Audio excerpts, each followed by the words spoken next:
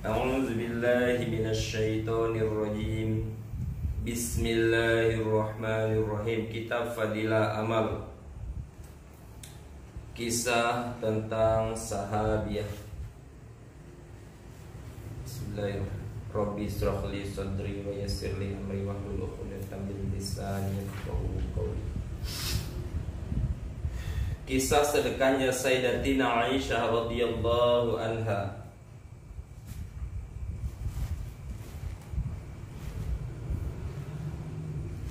Suatu hari Sayyidatina Aisyah radhiyallahu anha menerima hadiah 2 karung penuh uang dirham yang berisi lebih dari 100.000 dirham. Kemudian Sayyidatina Aisyah radhiyallahu anha meminta berapa nampan dan mengisi dengan dirham tersebut. Lalu ia membagi-bagikannya sampai dengan sore hari. Pada hari itu Sayyidatina Aisyah radhiyallahu anha sedang berpuasa. Saat berbuka puasa ia berkata kepada hamba sahayanya, "Hidangkanlah makanan untuk berbuka." Hamba sahayanya menghidangkan sekerat roti dan minyak zaitun. Lalu berkata, "Alangkah baiknya seandainya kita menyisakan 1 dirham untuk membeli daging, sehingga hari ini kita berbuka puasa dengan daging." Sayyidatina Aisyah radhiyallahu anha berkata, "Mengapa baru engkau katakan sekarang? Jika waktu itu kamu mengingatkanku, tentu aku dapat memberimu dari kitab Tazkirah." Faedah: banyak hadiah yang telah diterima oleh Sayyidatina Aisyah radhiyallahu anha. Di antaranya dari Sayyidina Muawiyah radhiyallahu anhu, Sayyidina Abdullah bin Zubair radhiyallahu anhuma, dan yang lainnya. Karena pada masa itu kaum muslimin banyak memperoleh kemenangan, sehingga di rumah para sahabat radhiyallahu anhum bertumpuk uang dinar bagaikan tumpukan biji-bijian. Meskipun demikian, kehidupan Sayyidatina Aisyah radhiyallahu anha sangatlah sederhana. Bahkan untuk berbuka puasa pun ia harus diingatkan oleh pelayannya. Ia membagi-bagikan lebih dari 100.000 dirham dan tidak terpikirkan olehnya menyisakan dirham untuk membeli daging untuk berbuka puasa. Pada zaman ini kisah seperti ini sangatlah langka. Bahkan kisah seperti ini diragukan kebenarannya. Padahal pada masa itu kisah-kisah semacam ini merupakan kejadian yang biasa, dan dalam pandangan para sahabat radhiyallahu anhum kejadian semacam itu bukanlah sesuatu yang menakjubkan. Kisah-kisah yang serupa dengan kisah di atas sering dialami oleh Sayyidatina Aisyah radhiyallahu anha.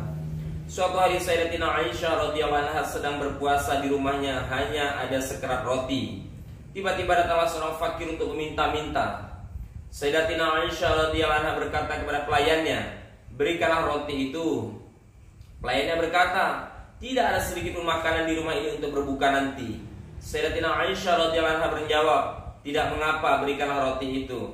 Roti itu pun diberikan kepada si fakir tersebut dari kitab Mutawadha. Suatu ketika Sayyidatina Aisyah radhiyallahu anha telah membunuh seekor ular. Lalu ia bermimpi seorang berkata kepadanya, "Engkau telah membunuh seorang muslim dari golongan jin." Sayyidatina Aisyah radhiyallahu anha menjawab, "Jika ular itu seorang muslim, ia tidak akan masuk ke kamar istri baginda Rasulullah sallallahu alaihi wasallam. Sallallahu alaihi wasallam." Orang itu menjawab, "Ia datang dan berhijab."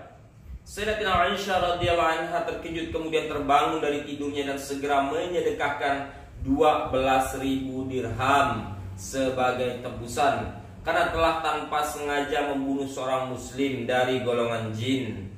Sayyidina Urwah radhiyallahu anhu berkata, "Suatu hari kulihat Sayyidatina Aisyah radhiyallahu anha menyedekahkan uang 70.000 dirham, sedangkan pakaiannya sendiri bertambal-tambal." Masya Allah, 1 dirham itu kurang lebih 2 juta. Berarti 12.000 dirham itu 12 miliar. Langsung disedekahkan. Allahu Akbar. Kemudian menyedekahkan lagi 70.000 dirham, 70 miliar. Langsung disedekahkan. Sedangkan bajunya bertambal-tambal. Ya Allah, ini kisah sahabiah itu. Kita sedekah 1 juta aja kepikirannya seminggu. Masya Allah. Allahu Akbar. Mau menyedekahkannya mikirnya 3 minggu, sebulan baru sedekah 1 juta.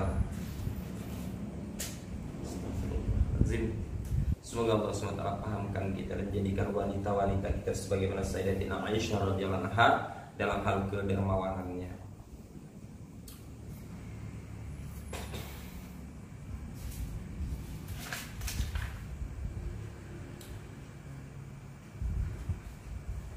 Salat menggugurkan dosa-dosa dari setiap anggota badan. Fadilah salat. Hadis ke-6. An Abi Muslim At-Taghlibi qala dakhaltu ala Abi Umamah radhiyallahu anhu wa huwa fil masjid qultu ya Aba Umamah inna rajulan haddatsani minka annaka sami'ta Rasulullah sallallahu alaihi wasallam yaqul man tawadda fa asbaghal wudu'a fa ghassala yadayhi wa wajhahu wa masaha ala ra'sihi wa uzunayhi summa qama ila shalah al-mafruḍah ghafarallahu lahu fi zalikal yaumi ma mashat ilaihi rijlahu wa qabadat ilaihi yadahu wa sami'at ilaihi uzunahu wa nazarat ilaihi aynahu wa haddasa bihi nafsuhu min su'in faqala wallahi laqad sami'tuhu minan nabiy sallallahu alaihi wasallam.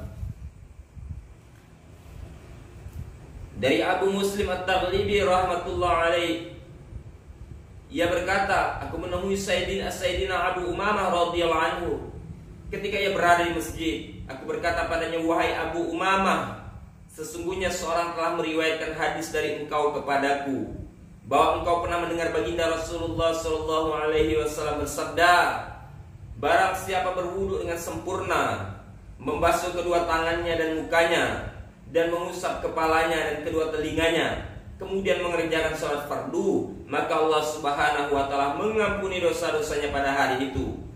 Dosa yang kedua kakinya melangkah kepadanya, dosa yang kedua tangannya memegangnya, dosa yang kedua telinganya mendengarnya, dosa yang kedua matanya melihatnya, dan dosa yang tersirat dalam hatinya. Dia menjawab, demi Allah, sesungguhnya aku mendengar hadis ini dari baginda Rasulullah sallallahu alaihi wasallam berkali-kali. Hadis riwayat Ahmad dari kitab At-Targhib. Faedah, Sayyidina Utsman, Sayyidina Abu Hurairah, Sayyidina Anas, Sayyidina Abdullah As-Sunabihi, Sayyidina Amr bin Abash radhiyallahu anhum, dan banyak lagi sahabat lain yang juga meriwayatkan hadis seperti ini dengan lafaz yang berbeda. Para ahlu kasyaf atau orang-orang yang hatinya bersih sehingga Allah Subhanahu wa taala menampakkan kepadanya perkara-perkara yang gaib yang tidak bisa dilihat oleh umumnya orang. Jadi para ahlu kasyaf dapat merasakan dosa-dosa yang berguguran dari seseorang. Terdapat kisah mengenai Al-Imam Al-Azam, Imam Abu Hanifah rahmatullah alaihi, yang dapat mengetahui dosa apa yang telah diampuni dari tetesan air wudhu seseorang. Sayyidina Utsman radhiyallahu anhu meriwayatkan sabda baginda Rasulullah sallallahu alaihi wasallam, janganlah seseorang tertipu. Maksudnya adalah janganlah karena mengharap semua dosanya akan diampuni melalui sholat, lalu ia berani berbuat dosa. Sebab jika Allah Subhanahu wa taala menerima sholat dan ibadah kita itu semata-mata karena belas kasihannya. Jika bukan karena belas kasihannya kita mengetahui betul hakikat ibadah kita benar-benar tidak layak diterima karena banyak kekurangannya. Memang sholat menyebabkan dosa-dosa diampuni, namun hanya Allah Subhanahu wa taala yang mengetahui apakah sholat kita layak diterima sehingga menyebabkan dosa kita diampuni atau tidak. Jika ada seorang berkata, Tuhanku Maha Pengampun, kemudian dengan sengaja berbuat dosa, sungguh ia sangat tidak punya malu. Hal ini diumpamakan seorang ayah yang berkata, jika anakku berbuat kesalahan maka akan kumaafkan. Lalu karena ucapan ayahnya itu, si anak pun berbuat durhaka dengan sengaja. Allahu Akbar. Semoga Allah SWT jadikan sholat yang kita kerjakan menjadi sebab kifarah daripada dosa-dosa kita dan mendatangkan ridho Allah Subhanahu wa taala.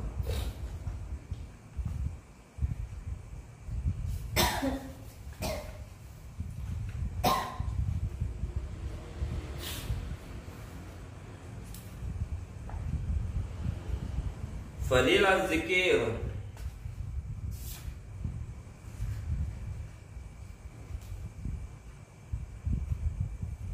Hadis ke-15.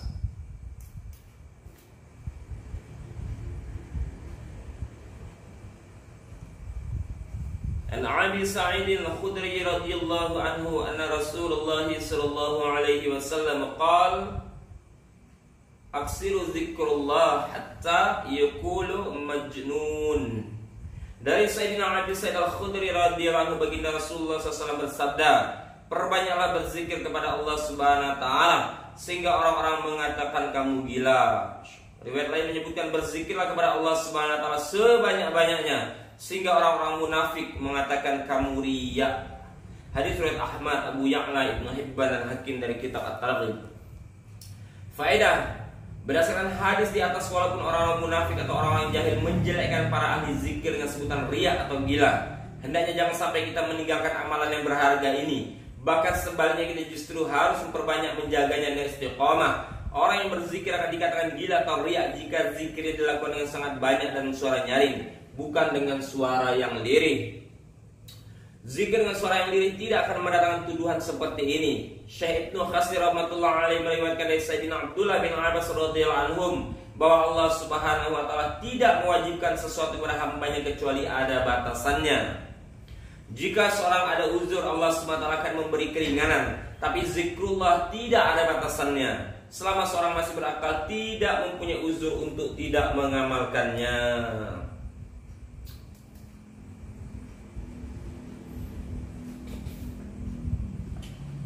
Fadilah tabligh.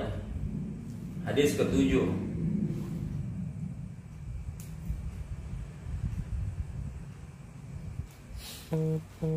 An Abi Hurairah radhiyallahu anhu qala qala Rasulullah sallallahu alaihi wasallam idza azamat ummatid dunya nuziat minha haibatul Islam wa idza tarakatil amr bil ma'ruf wa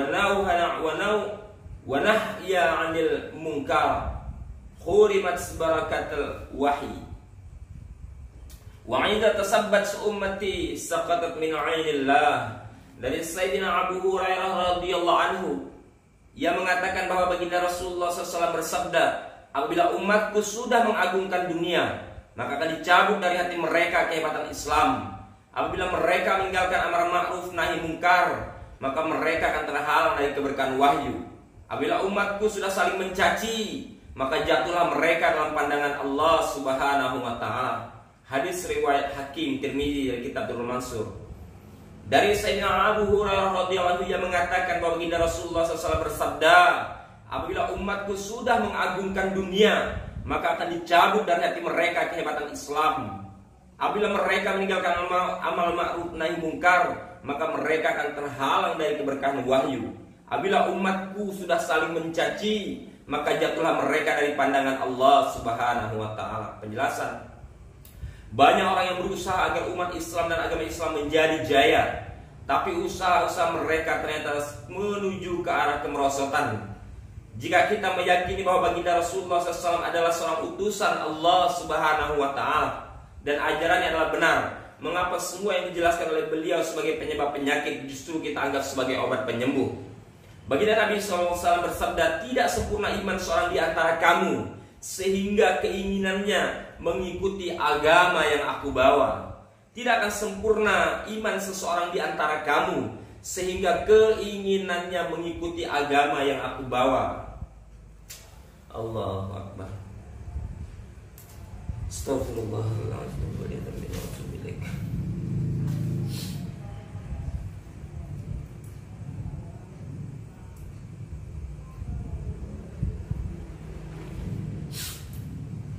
Fadilah Al-Quran hadis ketiga. An-Uqbah ibn Amir radhiyallahu anhu qala kharaja Rasulullah sallallahu alaihi wasallam wa nahnu fi sufah faqala ayyukum yuhibbun yaghdu wa kulla yawmin ila butuhan awil aqiq fayati bina qatain qauma wa ini fi ghairi ismin wala qati'ati rahimin faqulna ya Rasulullah kulluna nuhibbu zalik qal afala yaghdu ahadukum ilal masjid fayu'allimu aw yaqra'u iyatain min kitabillah khairul lahu min naqataini wasalasun khairul lahu min salasin wa arba'un khairul lahu min arba'in wa min a'dadihinna minal ibil. Dari Sayyidina Uqbah bin Amir radhiyallahu anhu, ia berkata, begitu Rasulullah SAW keluar dan menemui kami di Sufah, beliau bersabda, siapakah di antara kalian yang suka setiap pagi pergi ke pasar Buthan atau Aqi, kemudian pulang bawa 2 ekor unta betina yang berpunuk besar, yang ia dapat tanpa berbuat dosa atau memutuskan persaudaraan? Maka kami menjawab, ya Rasulullah, setiap kami menyukainya. Rasulullah SAW bersabda, mengapa salah seorang dari kalian tidak pergi ke masjid lalu mengajar atau membaca 2 ayat Al-Quran, padahal itu lebih baik baginya daripada mendapat 2 ekor unta betina, 3 ayat lebih baik daripada mendapat 3 ekor unta betina, 4 ayat lebih baik daripada mendapat 4 ekor unta betina, dan sejumlah ayat yang dibaca lebih baik daripada mendapatkan sejumlah unta yang sama. Hadis riwayat Muslim dan Abu Daud. Dari Sayyidina Uqbah bin Amir radhiyallahu anhu, ia berkata, baginda Rasulullah SAW keluar dan menemui kami di Sufah.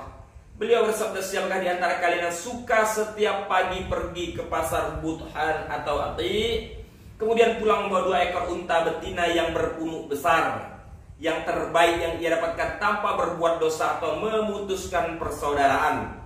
Maka kami menjawab, ya Rasulullah, setiap kami menyukainya. Rasulullah SAW bersabda, mengapa salah seorang dari kalian tidak pergi ke masjid lalu mengajar atau membaca 2 ayat Al-Quran, padahal itu lebih baik baginya daripada mendapatkan 2 ekor unta betina.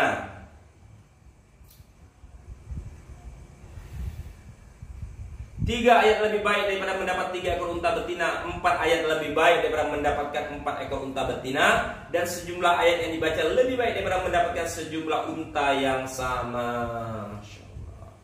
Alhamdulillah telah kita mendengarkan beberapa hadis Nabi SAW dan kisah sahabiah.